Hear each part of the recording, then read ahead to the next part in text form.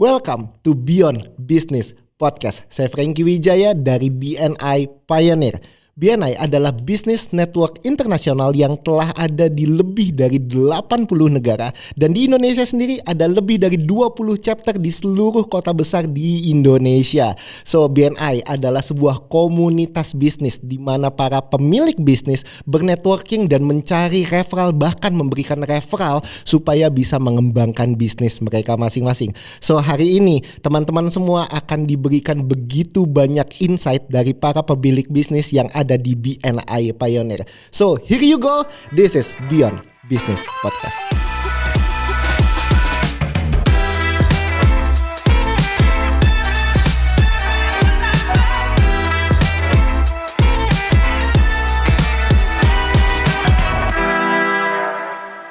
Welcome back Beyond Business Podcast. Hari ini kedatangan seorang guru saya di BNI karena beliau itu masuk lebih lama daripada saya di BNI dan beliau dikenal sebagai seorang coach, seorang improver ya, mengimprovise sebuah hal dari A ke B yang tentunya jauh lebih baik, dan beliau itu adalah orang yang saya banyak sekali belajar tentang coaching dan business coaching dan bagaimana kaitannya dengan business improvement. Langsung aja Coach Besto, lagi welcome. Waduh, suaranya kenapa sangat-sangat Jesse. Gue berasa lagi di radio nih. Okay. Nih, sebelum ini perkenalan dulu, kan namanya Bernard Susanto, betul Coach ya? Betul. Kepikiran bisa jadi Besto itu gimana sih? Besto itu kan panjangannya Bernard Susanto ya. Betul. Besto itu awalnya saya triggernya Besti awalnya. Lagi booming Besti. Kenapa nggak sekalian Besto? I see. Dan itu dari tahun berapa tuh Coach? Itu saya terlambat sih brandingnya. Harusnya 5 tahun yang lalu, tapi baru kejadian 3 tahun yang lalu. Oke, udah kebayang dari 5 tahun yang lalu? 5 tahun yang lalu PR harus dikerjakan, tetapi baru terjadi eksekusinya 3 tahun yang lalu. I see. So sekarang punya personal branding namanya adalah Coach Besto. Betul. Dan perusahaan sekarang namanya adalah Lean Excellence Indonesia. Sama Lean Excellence Academy. Sama Lean Excellence Academy. Bedanya di mana? Kita start dari situ deh, Coach. Jadi kalau Lean Excellence Indonesia itu kita target marketnya adalah korporasi, dan kita servisnya adalah consulting. I see. Sedangkan kalau Lean Excellence Academy itu macam-macam, masuk university juga, masuk ke UMKM juga. Metodenya pendekatannya adalah coaching mentoring. Oke. Itu berbeda. Oke, jadi akademi itu coaching mentoring ke UMKM, dan Lean Excellence Indonesia adalah consulting ke perusahaan-perusahaan. Mempengaruhi sizing company nggak sih, Coach? Ya sedikitnya bisa dibedakan ya dari sisi marketing ya terutama ya. Jadi jangan sampai lah ibaratnya tahu kalau saya itu juga bermain di UMKM. Karena pasti terjadi yang namanya bergening dan juga tawar-menawar. I see. Oke. Nah, Coach, benerin saya ya di kepala saya, soalnya dengar kata Lean Excellence Indonesia selalu nih, ini obrolan kita senantiasa ya, tapi saya mau bawa ini ke podcast. Pemikiran saya adalah Lean Six Sigma. Itu kan deket banget tuh ya, Lean Six Sigma, which is itu sebenarnya adalah one of methodology kan sebenarnya. Nah, one of tools. Itu sama nggak sih? Maksudnya pakai pendekatan itu nggak sih di Lean Excellence Indonesia? Jadi Lean itu sebenarnya filosofi. Ya. Filosofinya lebih ke arah efisiensi intinya. Jadi itu pengembangan dari Kaizen kalau zaman dulu gitu ya. Continuous improvement mirip-mirip lah. Cuma Lean ini di branding lagi sama James Womack. Jadi packaging lah. Ya. Dikasih nama komersialnya Lean. Karena harus lamping dulu supaya lincah perusahaannya. Oke. Jadi Lean itu basicnya adalah kita adalah fat loss. Jadi kita ngurangin fat di perusahaan supaya dia bisa lincah, dynamic gitu ya. Mau dibawa kemana aja bisa perusahaannya, lebih agile. Nah, abis Lean kan masuklah yang namanya agile. Tapi tengah-tengahnya ada yang namanya Lean Six Sigma tadi Bapak bilang. Six Sigma itu bedanya sama Lean apa? Jadi itu gabungan sebenarnya. Jadi kalau Lean itu adalah tujuannya kita tahu root cause-nya apa. Sedangkan Six Sigma itu kalau multi factors dan kita nggak tahu root cause-nya apa, terus bagaimana hubungan antar faktor-faktor tersebut, kita pakai Six Sigma, pakai data, statistik base, kira-kira seperti itu. Nah itu digabungkan. Jadi kalau buat yang multivariate orang bilang ya, atau yang benar-benar kompleks, tapi itu requirement-nya data statistiknya harus kuat. Jadi data pelapornya harus kuat. Di Indonesia masih jarang. Jadi Six Sigma di Indonesia itu masih setengah-setengah. Jadi yang diambil metodologinya doang, the mic-nya aja, kayak gitu-gitu. Jadi real kalkulasinya kadang-kadang nggak dipakai. cuma sebagian diambil. I see. Karena datanya belum ready kadang-kadang seperti itu. Oke, so kita ngomong soal data kan di The Make kan ada measurement ya, ada measuring, analysis, kemudian kalau nggak bisa di measure, nggak ada datanya, kemudian susah untuk dianalisis kan. Iya. Itu yang coach bilang agak setengah-setengah justru ya di sini ya. Yang sering kita nemukan datanya satu nggak valid, yang kedua Windowsnya berbeda, orang bilang nggak single window. Jadi ada 2 versi kadang-kadang seperti itu. Bahkan kadang-kadang produksi beda, QC beda. Nah itu kan jadi dilema. Mau pakai yang mana? Setelah data pasti kita melakukan namanya GATS R&R. Jadi kita cek alat ukurnya juga benar gak seperti itu. Kira-kira begitu. Okay. Jadi prosesnya step by stepnya banyak kira-kira seperti itu. Oke, siap. Nanti saya akan masuk ke sana coach, karena implementasinya seperti apa tuh The Make di Indonesia yang coach selama ini jalani. Tapi pertanyaan saya coach yang selama ini masih saya masih linger in my head gitu ya. Kenapa namanya Six Sigma? Ya 6-nya itu dari mana sih coach? Standar deviasi. Six Sigma itu standar deviasi 6 itu lebih rapat dibanding 3. Ada 1, 3, 5, 6 misalnya gitu. Startnya dari situ. Errornya simpangannya lebih kecil. Kalau nggak salah 6 per 1 million kalau nggak salah sekitar segitulah. Itu ada hitungannya. Oke. Errornya. Lucu ya namanya Six Sigma dan ambil sertifikasinya pun nggak main-main. Ada white belt, black belt, white belt, yellow belt, green belt, black belt, master black belt. Wow. Itu bedanya apa sih secara singkat coach? Oke. Jadi white belt itu cuma pengenalan, introduction aja. Jadi ngerti Six Sigma itu apa, konsepnya gimana. Yellow belt itu biasanya di user tapi dia nggak terlibat sebagai utama di project, cuma lebih dalam dikit lah dibanding white belt. Nah green belt itu members dari project untuk project Six Sigma. Kalau black belt itu adalah kayak leadernya. Nah kalau master black belt itu championnya atau kayak sponsornya. Itu bedanya. Oke. Nah tadi kan Coach Besto bilang Six Sigma jadi salah satu tools yang dipakai. Selain Six Sigma apa lagi Coach? Oke. Jadi kita ada 7 basic toolsnya Lin. Itu yang pertama adalah Kaizen. Kaizen itu yaitu culture, jadi small improvement tapi kita continuous, itu bagus membuat culture. Dan itu banyak perusahaan yang tidak menyadari tapi setelah kita implementasi impactnya wow. Terus yang kedua ada yang namanya visual management. Jadi kita expose abnormality. Jadi kalau kita tahu abnormality-nya gimana, kita bisa lihat itu adalah peluang untuk diimprove. Terus yang ketiga kita bisa pakai yang namanya Pareto. Ya Pareto itu kan 80-20 konsepnya ya. Dengan kita membenarkan 20% masalah utama, kita solve 80% dari masalah yang ada. Kita pakai Pareto. Kita lihat untuk misalkan multi problem gitu, kita Paretonya mana dulu, kita hajar 20%-nya, kita cari root cause-nya gitu. Root cause itu kita punya nama toolsnya adalah 5Y. Zaman dulu kan why berapa kali ya. Terus terbaru adalah Y-nya 5 kali pasti ketemu. Nah itu belum paling baru sebenarnya. Yang paling baru itu tiap Y itu ada clue-nya. Jadi siapapun yang mengelit atau dia yang melakukan in charge, dia bisa menemukan root cause yang sama. Gitu. Contoh paling gampang dah kalau saya tanya Pak Franky, 5Y. Kenapa kita kehujanan Pak? Karena hujan. Kenapa kita kehujanan? Kenapa kita kehujanan? Karena kita nggak bawa payung. Itu common Pak. Karena dari SD kita jadi kita nggak bawa payung. Kenapa kita kehujanan? Karena kita nggak berteduh Pak. Betul juga. Jadi tapi kan saya nggak bawa payung juga nggak salah dong. Nggak salah. Tapi kalau kita coba turunkan ya, misalkan kita expose dikit ya. Case-nya ini nggak bawa payung. Saya tanya lagi Y kedua. Kenapa nggak bawa payung Pak? Nggak tahu hari itu hujan. Y ketiga. Kenapa nggak tahu hari itu hujan Pak? Nggak lihat weather, nggak lihat perkiraan cuaca. Y keempat, kenapa nggak lihat perkiraan cuaca Pak? Nggak menjadi kebiasaan. Oke, yang kelima, kenapa nggak jadi kebiasaan lihat perkiraan cuaca Pak? Wah, pertanyaan mikir banget ya. Maksudnya kenapa nggak biasa? Ya karena hidup weather tuh bukan sesuatu yang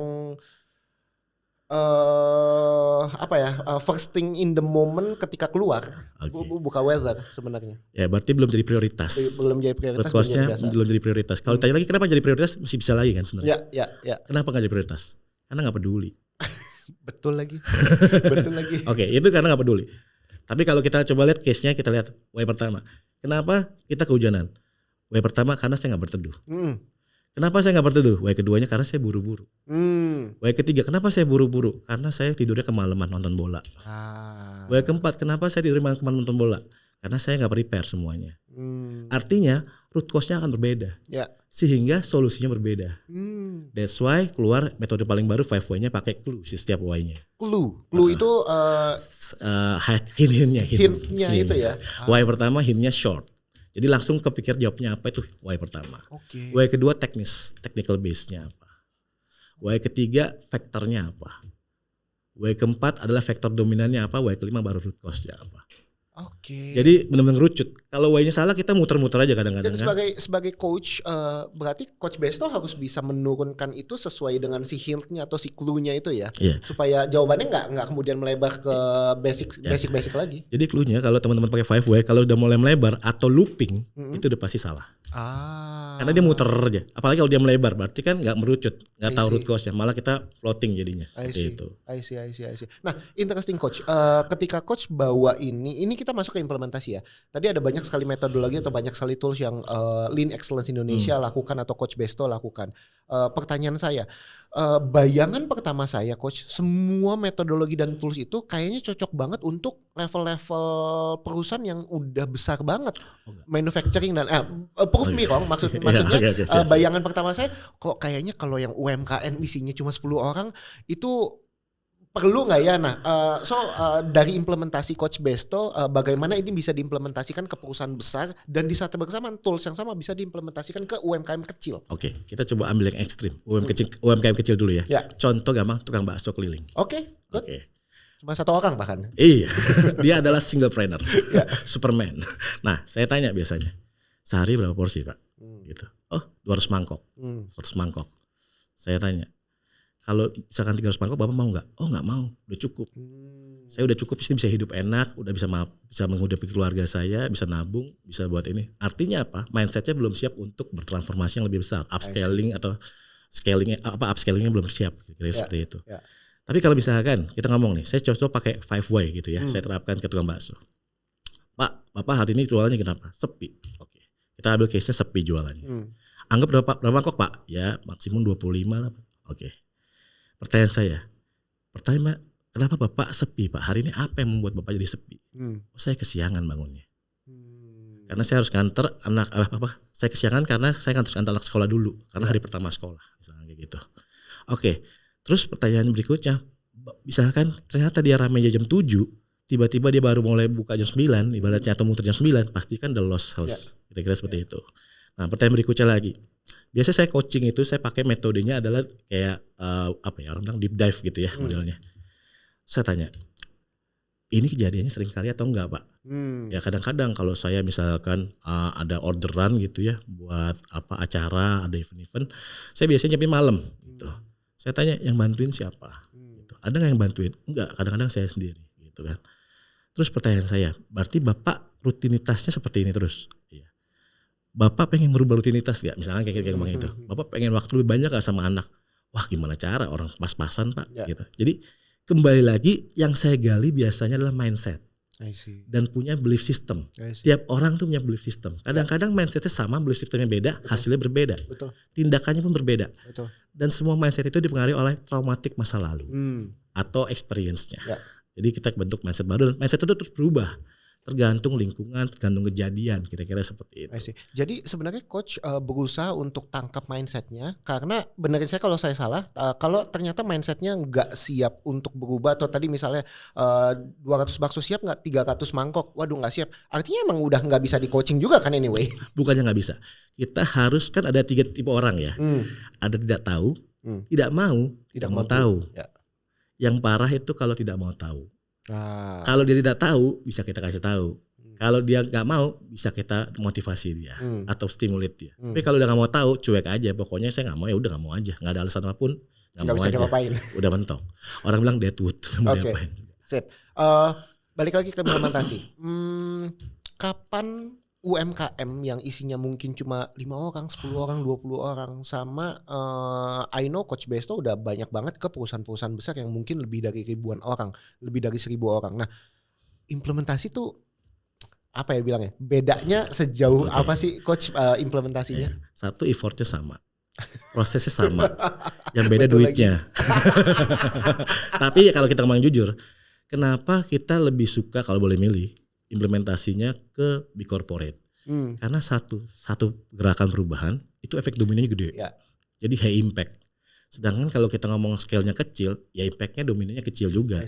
Tapi secara time consume agak beda dong. Maksudnya kalau big corporate mungkin Kalau di corporate kita rata-rata 6 bulan engagementnya. 6 bulan. 6 bulan itu udah termasuk implementasi. Jadi kan biasa konsultan itu kan 6 bulan desain, 6 bulan implementasi. Kita 6 bulan udah all in sampai implementasi sampai jalan kita temenin. Gitu. Jadi prinsipnya kita adalah trial, gain, buy, improve. Trial, gain, buy, improve. Oke. Jadi sama kayak PDCA lah, Ya. basically sama. Ibaratnya kan di mic juga sama, ya PDCA juga intinya gitu kan. Oke. Nah bedanya adalah satu, biasanya kalau orang yang belum tahu dan percaya banget sama coachnya, misalnya gitu ya, kita ngomong UMKM itu orang bilang hidup matinya di tangan coach lah, gampangnya gitu. Percaya total, percaya habis gitu kan. Karena dia belum punya pengalaman mungkin sebelumnya, belum ada experience, belum pernah ngelihat orang yang lebih pintar mungkin ya. Sebenarnya saya pribadi punya prinsip tidak ada orang pintar. Orang itu tahu lebih dulu aja. Ya. Kalau orang jenius emang ada, dibelah otaknya beda gitu, ibaratnya gitu kan. Nah, karena dia mungkin belum pernah experience di situ, dia merasakan, wah ini keren banget nih. Saya nggak salah orang gitu kan. Jadi apapun yang kita suruh itu dilakukan biasanya. Jadi challenge-nya lebih kecil. Sedangkan kalau di big company punya pertimbangan sendiri, punya agenda sendiri, punya interestnya sendiri. Bahkan silo-silo itu banyak terjadi kan. Kita harus bongkar itu. Karena itu biasanya agenda top management bongkar silonya Pak. Oke, sekalian gitu. Sama map, biasanya kita juga disuruh mapping Pak, mapping kondisi kompetensi orangnya sama karakter orang atau orang bilang perilaku lah lebih gampang. Gitu. Jadi biasanya yang di atas bener ngasih directionnya, yang di bawah ngebuat, yang di tengah ngebuat bias. Sehingga yang paling bawah itu bingung kadang. Apalagi kalau tiba-tiba yang top manajemennya demen yang micro management, lapangan tiba-tiba gitu, infeksi mendadak. Yang tengah di ini ya, di eskalasi ya. Di bypass jadinya. Gitu. Sebenarnya itu ada bagusnya ada nggak bagusnya sih. Saya sering kali marahin direktur atau komisaris yang nge-bypass, tapi di sisi lain gitu. Jadi artinya kendalanya itu, challenge-nya kebanyakan adalah kalau kita boleh jujur nih dari yang saya jalanin itu di middle manajemennya biasanya. Karena contoh paling gampang, biasanya kita masuk tuh dianggapnya mereka buka aib, biasanya kan gitu kan ya. Nah, kita punya metodologi itu dari mereka, oleh mereka, untuk mereka. Dan biasanya setelah steering committee pertama, itu kan meeting dengan top management. Kita lihat, kita bilang Anda presentasi, that's your result, not us gitu ya. Abis dia presentasi, yang diapresiasi dia, kita semua bilang, kita bilang layar, we guide you, gitu kan. Bukan, kita nggak boleh ngeklaim karena prinsipnya dari mereka, oleh mereka, untuk mereka. Nah dari situ terjadilah perubahan, gaining trustnya dapat banget. Mereka berlomba tuh. Kalau udah masuk itu fase itu gampang. Karena udah ke-trigger ya. Iya, bukan, trustnya dapat gitu loh. Terbukti kalau kita tidak buka aib, tapi kita adalah ngebantu supaya mengekspos keberhasilan mereka, intinya begitu. Jadi semua effort mereka prinsipnya all the effort kita pasti appreciate. Prinsipnya seperti itu. Nah, setelah itu biasanya mereka percaya, kita buat olimpiade lah kecil-kecilan. Kita buat cycle-cycle-nya berlomba lah ini gitu. Biar lebih cepat aja gitu. Karena satu roda berputar sama semua roda berputar kan efek jalannya berbeda banget ya. Betul. Makanya buat lomba-lomba kayak gitu jadinya. Karena mobility itu tambahan dikit Pak Franky. Mobility itu perlu 3 macam. CIL. Apa itu? Commitment, involvement, leadership. Commitment, involvement, leadership. Jadi kalau kita mau change management, faktornya 3 itu. Nggak boleh loss sedikit pun dan harus balance, nggak boleh pincang. Artinya saya lebih suka kadang-kadang kita ngeliat, Pak ini ada pentolan-pentolan, bisa bilang pentolan-pentolan, atau orang bilang unformal leader, tapi dalam konteks yang negatif. Saya bilang, saya ingat zaman dulu, saya pernah nakal, saya jadiin ketua kelas. Jadi kalau macam-macam langsung di blaming, you yang salah karena you ketua kelas gitu. Metode yang sama saya pakai juga. I see. Orang-orang yang bermasalah, saya lihat kita handle sama tim kita bisa handle, jadikan dia ketua cycle leader. Jadi kalau nggak jalan, dia punya masalah. Tanggung jawab ya, punya beban tanggung jawab gitu Coach. Kita mainkan psikologinya. Interesting. Coach, berarti yang Coach pegang atau yang Coach involve langsung itu langsung ke top management atau ke middle kita management? End to end Pak. Kita punya namanya light of sight. Jadi strategic, ke bawahnya lagi tactical, lagi ke operational. Strategic itu adalah gaining advantage ya, competitive advantage seperti apa. Sedangkan yang namanya tactical itu adalah kita sinergi, collaboration seperti apa. Yang terakhir operational lebih karena productivity-nya mau seperti apa. I see. Bisa end to end berarti ya. End to end. Tapi biasanya engage-nya ke siapa? Sponsornya, project sponsor. Yang ngundang kita. Yang ngundang kita biasanya levelnya director Pak. Kalau nggak komisaris biasanya seperti itu. Dan level sponsor ini, director komisaris ini pengen untuk sampai ke level bawah itu diberesin gitu. Implementasi. Makanya ada level strategik, tactical, operasional gitu ya. Nah Coach, kapan perusahaan itu butuh lean excellence Indonesia? Biasanya yang paling ngetren akhir-akhir ini, Pak, perusahaan saya terjun bebas, Pak. Tinggal tunggu waktunya aja nih. Teman saya punya terjun bebas. Terus, Pak, teman saya perusahaannya ditipu partnernya. Ancur-ancuran sekarang, Pak. Ada tuh teman di chapter kita. Bapak juga kenal orangnya. Tapi temennya itu tiba-tiba dia kenalin ke saya, referral. Pak, tolong bantu Pak, ini habis ditipu partnernya Pak. Perusahaannya ya bisa kita bilang collapse lah. Oke, jadi proyeknya restarting the business. Jadi restarting the business itu saya bilang, dikenalin kita referral gitu modelnya. Kita meeting pertama dikasih tahu kondisinya. Oke, saya minta izin sama Mr. X ini yang member kita. Pak, nextnya saya boleh meeting langsung nggak? Biar lebih siapa tahu mau terbuka gitu kan ya. Oke, meeting kedua langsung deal. Jadi salah satu BNI, sponsor kita BNI, mantap. Itu adalah membuka jalan. Ya. Terutama kalau saya pribadi, saya suka givers gain. Sedikit ini ya, givers gain itu prinsipnya adalah kita harus nolong dulu. Ya. Karena kenapa? Itu salah satu yang disukai oleh orang kaya. Saya nggak bohong.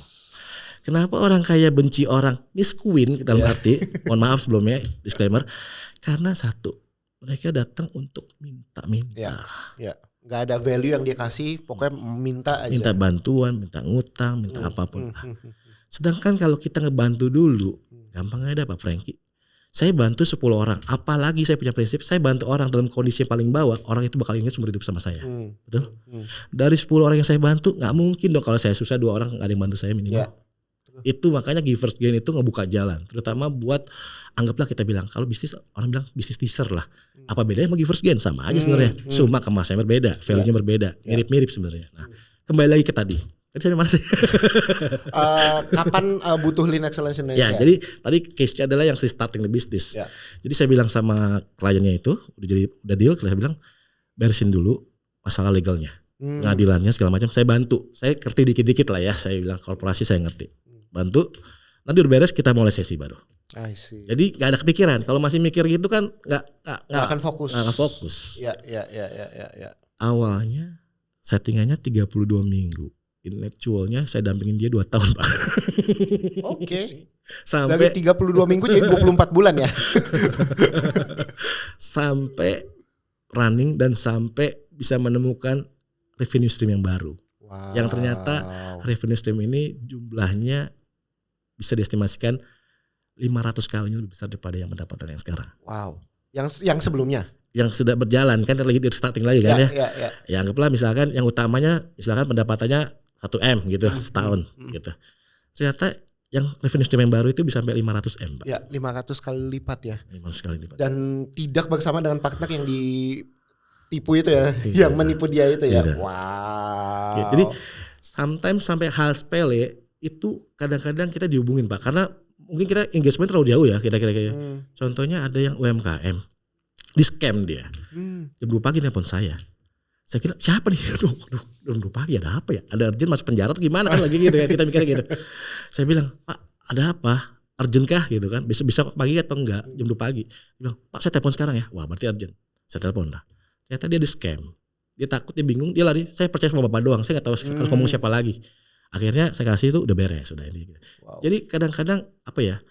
Itu givers gain itu kita memberikan lebih. Kita orang bilang raising the bar, tapi kita harus siap komitmen tadi supaya kita bisa komit, tetap kita memberikan yang terbaik. Karena prinsip saya adalah sukses itu enaknya rame-rame Pak. Wah, itu Coach Besto banget tuh. Sukses itu enaknya rame-rame. Ya karena saya pernah ngalamin kalau satu orang sukses, sekitar kita nggak sukses, banyak ganjelannya Pak.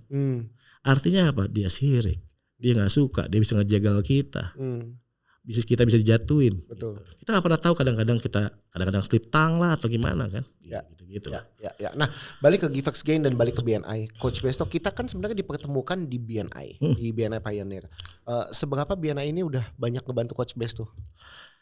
Kalau kita boleh bilang jujur, kalau ekspektasi sih masih bilo ya, jadi belum lah. Udah berapa tahun sih Coach? Lebih lama loh dari saya Coach Besto. Saya waktu pecahnya Infinity kan dipecah 2 tuh, pindah Grow atau Pioneer. Saya masuk sama Pak Felix, Pak Gunardi, pindah Pioneer. Itu 2019. Saya udah jalan di Pioneer tuh kira-kira 6 tahun. 6 tahun. Oh iya, berarti ini kan 2025 ya. Berarti sekitar 2019 ya, berarti ya. Wow.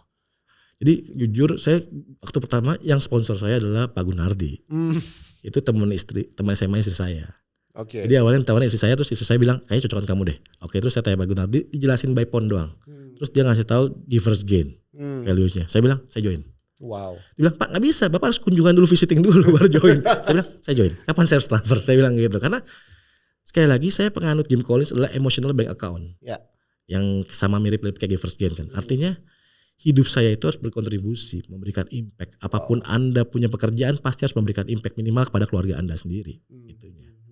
Karena saya punya driving factor saya adalah make God and my children proud. Wow. Itu aja. Wow. Pertanyaan selanjutnya Coach. Tadi kan Coach bilang mungkin secara ekspektasi revenue atau ekspektasi rupiah masih below.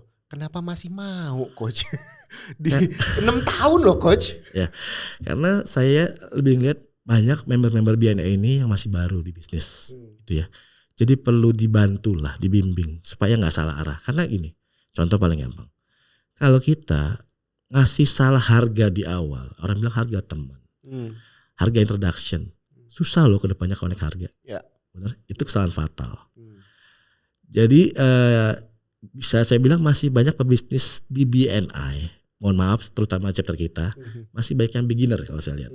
Masih ya coba-coba gitu kan, coba cari peruntungan, terus juga sambil belajar proses belajarnya. Tetapi boleh jadi pebisnis yang baik, tapi ingat jangan naif. Bedakan naif dengan baik, itu berbeda total. Ya. Karena naif itu gampang diutilize sama orang lain. Kira-kira begitu. Jadi niat saya adalah kebantu pebisnis terutama member kita. Jadi banyak saya bantu 2 tahun terakhir ini saya bukalah, Coach bantu dong, oke saya bantu. Jadi artinya bukan ngejar materinya ya, tapi saya pengen sukses itu nanti rame-rame. Apalagi konsep BNI itu kan dengan ada referral itu kan artinya kita mendukung sukses itu nanti rame-rame. Ya. Karena satu sukses dapat referral, yang sukses semua. Jadi kita orang yang sukses. Saya ingat istilahnya Jepangnya itu baratsuki. Jadi baratsuki itu lebih ke arah satu bisnis kasih ke bisnis yang lain, puter-puter aja begitu, sehingga uangnya nggak kemana-mana. kita aja sebenarnya gitu. That's good. Tapi secara self actualization sebenarnya berasa banget di sini karena akhirnya you help other people, other business untuk kemudian bisa going together ya. Bisnis itu enaknya rame-rame Coach. Oke, menarik. Bagaimana Coach bisa sampai ke titik ini? Pasti ada background yang terjadi gitu loh Coach. Mungkin sebagai penutup, ini kan kita udah ngomongin today and the next day ke depannya Coach Besto dan Lean Excellence Indonesia mau ngelakuin apa. Tapi sebagai penutup saya mau ngegali sedikit background Coach Besto. Ada gak sih Coach kegagalan dalam hidup yang membuat Coach Besto jadi punya pemikiran, punya perspektif, punya pandangan, punya skill bahkan seperti sekarang ini?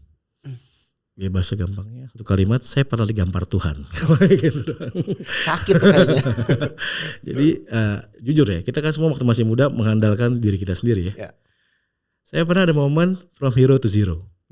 Intinya saya paksa bagaimanapun nggak ada project ya nggak ada project. Kalau saya sombong misalkan gitu ya, nggak ada project, nothing left, nol gitu. Sampai akhirnya saya pernah di posisi kita terbawah gitu ya. Kita bantu orang, bantu klien, cuma dibayar nasi bungkus, nasi padang, tiap hari nasi padang, kolesterol. Bukannya kenyang kolesterol ya. Nah tapi itu pembuktian, saya juga bilang sama tim, pembuktian kita coba, ini passion kita nggak di sini. Kalau emang your passion, bayar nggak dibayar, kualitasnya sama, saya jamin. Nah itu sekaligus ya satu dibilang itu nggak ngebantu karena saya ingat saya pernah di bawah posisinya gitu ya. Saya ya gini, jadi saya mau kasih bukan lebih ke arah tapi lebih ke arah positive way-nya. Setiap orang itu bisa bouncing, turn around, itu harus punya support system. Banyak pebisnis gagal karena tidak punya support system. Support system itu paling gampang dari pasangan, dari keluarga besar, gitu ya. Saya di awal saya ingat banget, keluarga saya semuanya pekerja. Nenek moyang pekerja semua, nggak ada yang jualan logika gitu ya, pekerja keras. Bisa punya bisa terjebak sekolah, pada akhirnya punya bisa terjebak sekolah, tapi pekerja, jadi semua ditakar duitnya, gitu kan. Terus begitu kita mau entrepreneur, oke, dapat project, wah hebat, keren. Begitu down, banyak yang ngomong, balik aja kerja, balik aja ke perusahaan lagi. Gajinya lebih safe kan, tiap bulan ada income. Nah, itu tantangan. Nah, support system itu yang bisa membuat kita terus melangkah atau kita kembali ke tier 1 tadi atau kondisi awal. Nah, support systemnya itu yang membuat saya tetap jalan. Dan harus selain support system, satu yang penting untuk para owner atau business entrepreneur harus punya driving factor atau push factor. Tujuan utama, orang bilang life purpose, dikerucutkan lagi lah, jadi business purpose-nya apa? Itu menjadi nanti dituangkan jadi visi misi dulu baru visi, kira-kira begitu. Kalau your driving factor-nya kuat, apapun kondisi goncangannya tetap jalan. Karena Anda punya aim yang jelas, punya driving factor atau push factor yang jelas. Tapi kalau contoh nih, kemarin COVID banyak banget nih. Kenapa buka bisnis ini? Ya Pak, sementara COVID. Nanti kalau nggak COVID gimana? Ya ntar mikir lagi belakangan lah Pak. Gitu ya. Pertanyaan saya berikutnya, nanti kamu selama COVID punya karyawan misalkan 10. Habis selesai COVID ada bisnis yang lain, karyawan 10 mau diapain? Mikir baru. Artinya kita harus punya aims yang jelas. Driving factor, habis itu jadi aims, habis itu jadi tujuan, visi misi yang jelas. Sehingga bisnis kita punya arah. Karena kalau nggak punya arah, kita nggak punya milestone, bentangan kita nggak bisa ukur nih. Progresnya udah sejauh mana sih sebenarnya. Gitu kira-kira. Jadi saya pernah digambar Tuhan lah tadi gambarnya gitu. Dari from hero to zero pernah. Terus juga support system itu yang membuat tetap berjalan bisnis saya. Dan sekali lagi driving factor saya tadi sekali lagi adalah makes God and my children proud. Wow. Itu aja yang membuat saya tetap terus berjalan. Wow. Dan dari semua your experiences itu kemudian buat jadi Coach Besto yang pendewasaan dan akhirnya Lean Excellence juga hadir dari Coach Besto yang dalam tanda kutip sudah lebih dewasa dibanding sebelum-sebelumnya. Dan itulah yang membuat your drive adalah untuk ngebantu level-level usaha yang beragam, ada yang sangat tinggi, ada yang sangat besar, bahkan sampai ke UMKM kecil ya. Jadi your drive untuk bisa ngebantu mereka semua itu ya. Semua Pak, sampai tukang bakso, bengkel pinggir jalan, oke. Ya. Wow. So Coach Besto, thank you very much. Mungkin ada satu rekap terakhir tentang Lean Excellence Indonesia, how your business can help other business. Oke. Jadi Lean Excellence itu adalah transformation atau transformative consulting. Jadi kita pendekatannya nggak hanya teoritis di atas buku. Jadi Anda kalau orang bilang teoritis, bayar karyawan baca buku hasilnya sama, kita enggak. Kita sampai implementasi, sampai dilihat hasilnya. Jadi kalau kita gampang ilustrasinya nih, saya selalu kasih gini. Kalau kita sakit, kita ke dokter. Biasanya konsultan cuma kasih resep, nih mau ditebus, enggak silakan. Tugas saya selesai. Kalau saya enggak. Sampai dikasih resep, sampai saya nemen dia ke apotik, sampai nembus resepnya, sampai saya lihat dia minum obatnya. Wow. Sampai kelihatan mulai pulih, mulai sembuh. Itu saya konsepnya. Kira-kira gitu. Jadi whatever you do, just do the best and let God do the rest. Wow. Itu aja dari saya. Cool. Teman-teman jangan ragu ya kalau dirasa your business atau punya kenalan yang pengen kayaknya bisnisnya bertransformasi, langsung kontak saja Coach Besto ya, @coachbesto, betul ya? Ya, di IG Coach Besto, TikTok Coach Besto. TikTok Coach Besto ya, dan Lean Excellence Indonesia. Lean Excellence @Lean Excellence aja. @Lean Excellence, oke. Semua ada di deskripsi di bawah YouTube kita. So thank you very much Coach Besto. Senang sekali bisa ngobrol sama Coach Besto. Ada banyak sekali insight yang kita dapat, dan teman-teman saya juga berharap bisa dapat insight dari episode Beyond Business Podcast hari ini. Thank you dan selamat berjumpa lagi di episode berikutnya. Bye bye. Thank you Coach. Thank you very much.